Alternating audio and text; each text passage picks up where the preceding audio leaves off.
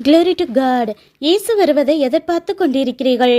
Pavul Thessalonica சபையை பற்றி சொல்லும்போது பரலோகத்திலிருந்து ஏசப்பா எப்போ வருவார், நம்ம எல்லாரும் மறுரூபமாகி மேகத்திலே பறந்து அவரோட பரலோகத்துக்கு போவோன்னு காத்துட்ருக்கிறது நல்ல விஷயம்னு சொல்கிறாரு.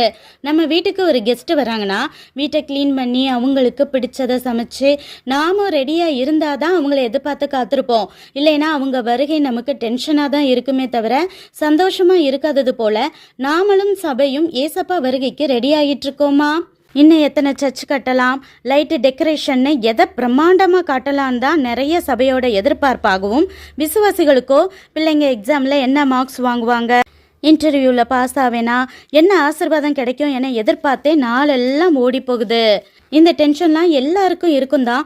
ஆனால் ஒரு நேரமாவது தெய்வ சமூகத்தில் உட்கார்ந்து இன்னைக்கு ஏசப்பா வருக வந்தாலும் என் நிலைமை சபை நிலைமை என்னன்னு யோசிச்சு ஒப்பு கொடுத்து ஜெபித்து அவர் சொல்லுகிற காரியங்களை திருத்தி கொண்டு வந்தாலே போதும், நாமும் நித்திய ஜீவனை ஒவ்வொரு நாளும் எதிர்பார்க்கிற நபரா மாறிடுவோம்.